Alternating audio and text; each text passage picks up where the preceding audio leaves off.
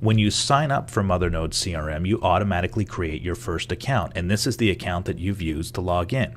Now, during the sign-up process, you added some basic information, but you may want to expand upon that and also take advantage of some of the account features that help you interact with the program. So to do that, you'd go over here to My Account, and this allows you to access the session account. This is the user that's logged in right now, which is Ken Pearson, and you can see this is Ken Pearson's account. So below I have a couple of tabs, and we'll cover those in a moment. So the first tab is the Profile tab, and this is my general information about my account. Most of this was completed when you set up your account. But here you can add a photo of yourself, and this really helps in the social collaboration that's brought to you by dialogue within the system. So this is really beneficial if you're working with a couple of people within your group. You can quickly see who said what. Down below that, we have my signature, and I can upload that, so when I'm issuing quotes within the system, I can automatically sign those quotes down below that they came from me. Okay? Then I have general information down below as my phone number, my office information, and so forth. Okay? I can also reset my password over here by clicking the Change Password button. All right? So when I do that, the light window comes up. I have to type in my existing password, and I have a password strength indicator, and then I can confirm what my new password is. Okay? Super. So over here I have resume, and this is just a little bit about myself, so I can put that in there, so if somebody's thumbing through my user account, they can see the resume information of who I am in the company, a little bit more about me. So these are my goals and subscriptions, and they're read-only, so they were set up by somebody else, and we see how to do that in the administration tab when we set up other user accounts. We'll talk about that a little bit more, okay? Over to the right, we have a couple of indicators as to what it is that I've been subscribed to or added to by an admin who has set up my user accounts. Okay, so we'll talk about that when we get into that section of the exercise. And then finally over here, in the Calendars tab, I can subscribe to my Mothernode calendars for task due dates and also event calendar dates. Okay, and I do that just by clicking subscribe. Now before I do that, it shows me here that I'm subscribing to my calendars. Okay, by default, my name appears here. So when I go ahead and do this, I can click on subscribe.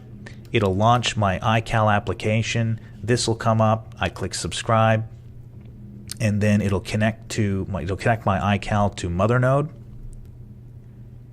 And I can make some adjustments here. What I want to do is I want to uncheck this, the remove alerts. I want to get the alerts, and then basically I want to have my auto refresh happen, say every 15 minutes. Okay, so it keeps this updated. And then of course I can choose the color, and I can name the calendar.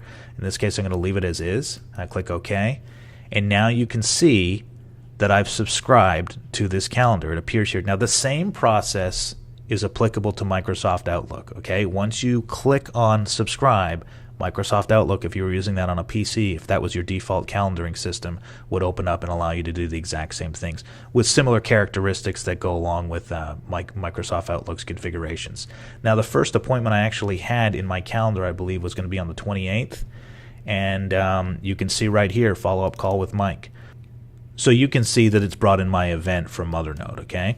So some great things right there. If I turn that off, I can see that those ones were the only two that I had. Great. Now the other thing you can do is you can actually choose another person's calendar to subscribe to. So when I change this to Kelly Jenkins and I go through the exact same process, I'm now going to subscribe to all of her events or tasks within Mothernode CRM and have those brought into my iCal as well.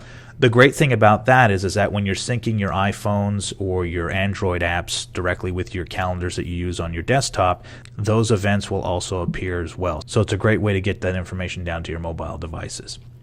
And finally is notifications.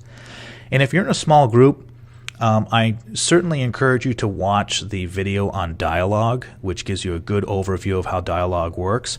But the notifications basically are in-system notifications that automatically alert you to certain activities that happen within Mothernode CRM. So you're kept on top of who's communicating, who's collaborating, and so forth. So as you can see, some of these alerts are not optional, and they're for the benefit of the user to be alerted when certain activities take place. But you can go ahead and subscribe to other alerts. In addition to this, you may want to have some of these events notify you via email. Now, I would suggest that you not subscribe to all of these, and perhaps you may want to consider only subscribing to these when you'll be traveling or away from your system for a while and need to be notified when certain activities are taking place that impact you within Mothernode CRM. Okay? So that is the first part on how we manage your account using the My Account setup. The second tutorial on user accounts will show you how administrators can set up brand new accounts and edit existing ones.